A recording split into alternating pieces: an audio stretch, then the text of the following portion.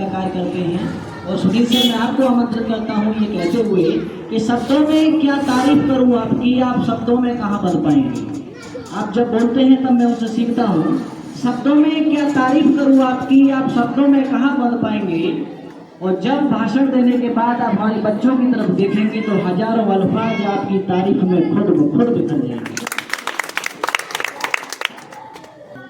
ये सोच रहे थे कि हमारी टीम हर क्षेत्र में कितनी बड़ी होती है, हमें एक अच्छा उद्घोषक भी मिलता जा रहा है। तो एक बार रामवीर जी के लिए जबरदस्त तालियां बजानी चाहिए, बहुत अच्छा संचालन करता है। सबसे पहले मैं माँ अतिसात्री को नमन करते हुए अपनी बात को रखता हूँ। सबसे पहले जो गुदड़ी के लाल आज यहाँ बैठे हुए हैं, जिन्होंने आज अपने माँ बाप का भी सीना चौड़ा किया होगा, अपने गांव ज्वार का भी नाम रोशन किया होगा, मैं उनको भी बहुत बहुत बधाई देता हूं राष्ट्रीय आय योग्यता परीक्षा को निकालने का। जोरदार तालियों से आप भी उनको बधाई दें। और आप गुरुजनों को जिन्होंने बच्चों को परीक्षा में निकाला, जहां आप जैसे ऊर्जावान, समर्पित और कर्मठी गुरुजन हो, निश्चित रूप से इन बच्चों का भविष्य स्वर्णिम ही होगा। कहते हैं मानो जब जोर लगाता है पत्थर पानी बन जाता है। वो जोर लगा दिया है आपने। जो संख्या कभी पूरे जिले की 19 हुआ करती थी, आपने उस रिकॉर्ड को तोड़कर 28 संख्या पिछले साल आपने कर दी और एक इतिहास रच दिया। पूरे जनपद में पहला स्थान आपने लाया। मैं आपको तहे दिल से धन्यवाद देता हूं इसके लिए। संख्या पे गौर मत करिएगा, इस साल 21 है। निसंदेह रूप से मैं आपको बता सकता हूं कि इस साल मेरिट हाई गई है। अभी जब पूरी लिस्ट आएगी तो मैं ये जानता हूं कि कम से कम आपके 50 बच्चे ऐसे होंगे जो 1 या 2 नंबर से चुके होंगे, जो 1 या 2 नंबर से चुके होंगे, क्योंकि आपका जो हार्ड लेबर है, परिश्रम है, वो सब मैं देख रहा था, आकलन कर रहा था। मेरे साथ यहाँ के बहुत सारे शिक्षक जुड़े हुए हैं, हम लोग हमेशा संवाद करते रहते हैं। ये छात्रवृत्ति की परीक्षा जो निकल गई, कहानी यही खत्म नहीं होती है। विपिन जी जानते हैं, पंकज जी जानते हैं, राहुल जी, मुलई जी, रामवीर जी सब जानते हैं। ये छात्रवृत्ति दिलाने तक अभी परिश्रम जारी रहेगा। कितनी कठिनाई से होती है ये सबको मालूम है, सबको आभास है। हमारे अध्यक्ष जी और दिनेश जी जो आज जुड़े हैं, नहीं ये पहले से हमसे जुड़ चुके हैं, ये हमसे पहले से जुड़ चुके हैं। ब्यास ऑफिस में हल्ला मचाने वाले हमारे जिला अध्यक्ष जी, आपकी मैं कितनी तारीफ करूं ये कम पड़ेगी। तो छात्रवृत्ति के लिए पहले ब्यास ऑफिस में लड़ने के लिए तैयार हो कि हमारे बच्चों का कैसे नहीं। तो आप तो हमसे पहले से जुड़े हुए हैं, आपका हार्दिक आभार व्यक्त करता है। और कुछ लोग ऐसे होते हैं जो आपके आसपास ऐसे होते हैं जिनकी उपस्थिति आपको ऊर्जा का एहसास कराती है। तो हमारे पास भी जो है एक ऑरा बना हुआ है, वो सूर्य प्रकाश जी का नंदू जी का है, जिनसे मैं प्रेरित होता रहता हूँ और कार्य करता रहता हूँ।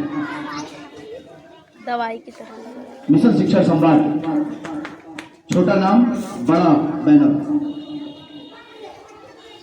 ये ऐसे शिक्षकों का समूह है जिन्होंने कभी अपनी पद की प्रतिष्ठा या लालसा में कोई काम नहीं किया है। निस्वार्थ भाव से ये ऐसे लोगों की टोली है जो निस्वार्थ भाव से अपने समय, धन और तन मन सब देने को समर्पित रहते हैं। तो ऐसे मिशन शिक्षा संवाद से आपको अगर जुड़ने का मौका मिले तो निसंकोच आप जुड़िए और मानव समाज की उत्थान में आगे बढ़िए, क्योंकि हमारा नारा ही है शिक्षा का उत्थान, मानव का कल्याण और शिक्षक का सम्मान। जनपद में उन कोहिनूरों को किसी ने पूछने की भी हिमाकत नहीं की थी। सब उदास पड़े थे कि हमने इतना मेहनत किया और हमें 2 शब्द प्रशंसा के भी नहीं मिले। मिशन शिक्षा संवाद ही वो पहला है जिसने ये बीड़ा उठाया कि हम अपने ऐसे कर्मठी शिक्षकों को एक मंच देंगे जहां से उनको सम्मान मिलेगा। और 5 या 23 सितंबर का तिथि था जब जिले पर डाइट पे आदरणीय वैश्य साहब के निर्देशन में उनको मुख्य अतिथि बनाकर हमने ये कार्यक्रम किया और हमारे शिक्षकों को सम्मानित कराने का कार्य किया।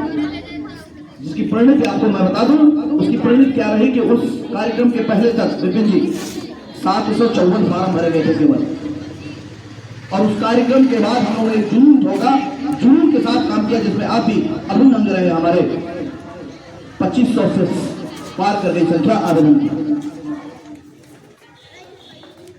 और 254 से 254 सीटें इस बार आपने भरने का कार्य किया। आप अपने लिए एक बार जोरदार ताली बजा लें, आप प्रशंसा के पात्र हैं, बधाई के पात्र हैं। मैं बताना चाहूंगा कि तैयारी अभी से शुरू कर दीजिए। रिकॉर्ड बनाना है, अभी ये छोटे मोटे रिकॉर्ड है, रिकॉर्ड हमें प्रदेश में बनाना है नंबर 1 का। रिकॉर्ड बनाना हमें कट ऑफ को ऊंचा करने का। जब भी नाम लिया जाए तो ये नाम लिया जाए कि कुशीनगर जनपद का कट ऑफ सबसे ऊंचा है, ये हमारा सीना चौड़ा होगा। तो इसके लिए तैयारी अभी से शुरू कर दें, अभी ग्रीष्म अवकाश होने वाले हैं। आप बच्चों को किताबें उपलब्ध कराएं, जो कक्षा 8 में अध्ययनरत हैं, जो कक्षा 7 में अध्ययनरत हैं, उनको किताबें उपलब्ध कराएं। आपको अगर किताबों की जरूरत हो तो मलई जी के पास कुछ किताबें मैंने मंगवा दी है, दे दी है। इसके अलावा आप जब भी उनसे कहेंगे वो किताबें आप तक उपलब्ध कराएंगे, लेकिन जब ग्रीष्म अवकाश हो उसके पहले बच्चों के हाथों में आप किताब दे दीजिए, ताकि 1 महीने की जो छुट्टी है उसका वो सदुपयोग कर सके। ये मेरा निवेदन है, विशेष निवेदन आपसे। साथ ही साथ मैं बताना चाहूंगा कि अन्य परीक्षाएं भी होती हैं।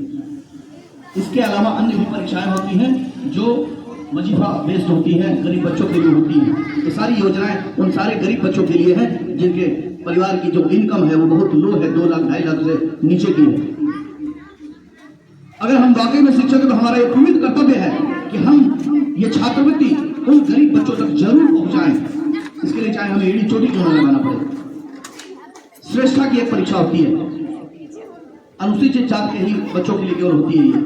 और मैं आपको बताऊं, शायद अभी तक वर्ल्ड में ऐसी योजना बनी ही नहीं। श्रेष्ठा परीक्षा में जो बच्चे उत्तीर्ण करते हैं, 3000 सीटें हैं पूरे भारत में, और भारत के टॉप स्कूल लिस्टेड है गवर्नमेंट ऑफ इंडिया से। मैं बनारस की बात करूं तो सनबीम स्कूल का नाम आपने सुना होगा। मैं लखनऊ की बात करूं तो सिटी मॉन्टेसरी आपने स्कूल सुना होगा। ऐसे स्कूलों की मैं बात कर रहा हूं। ये स्कूल में भारत सरकार की कुछ सीटें रिजर्व हैं।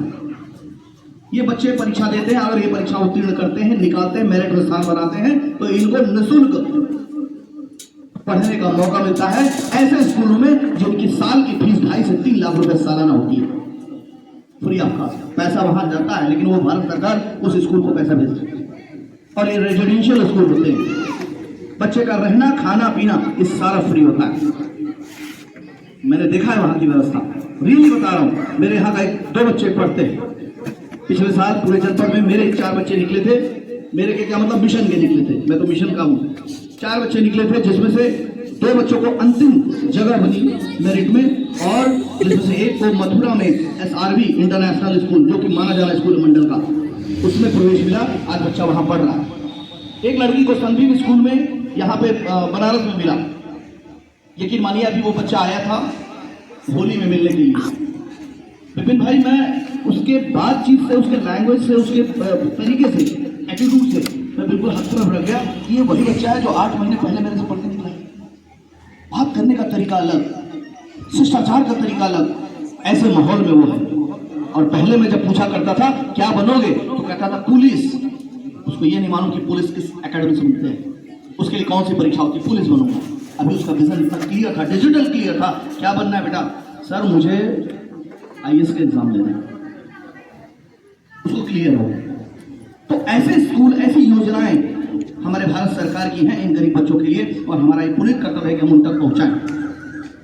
कई साथी हमारे कहते हैं कि भैया आप लोग जो है केवल जूनियर का करते हो, केवल NMMS। ऐसा नहीं है। बहुत सारी परीक्षाएं हैं जो छोटे बच्चों के लिए भी होती है। नवोदय है, श्रेष्ठा है, विद्या ज्ञान है, नवोदय है, विद्या ज्ञान है, अटल आवासीय है, राजकीय आश्रम पद्धति है। आप तैयारी तो कराइए मन से। मिशन आपके साथ है। मिशन कितना बड़ा काम करता है मैं आपको बताऊं। मिशन पेपर सेट करता है, मिशन पत्रिकाएं निकालता है, मिशन अपने नोट्स बनाता है, मिशन वीडियो कंटेंट बनाता है, और ये सारा निःशुल्क बच्चों को उपलब्ध कराता है। आपको सब गाइड करना है, मार्गदर्शन करना है। अगर ऐसा हो जाए तो मैं आपको यकीन दिलाता हूं कि बेसिक शिक्षा परिषद की तस्वीर बदल के आप रख देंगे।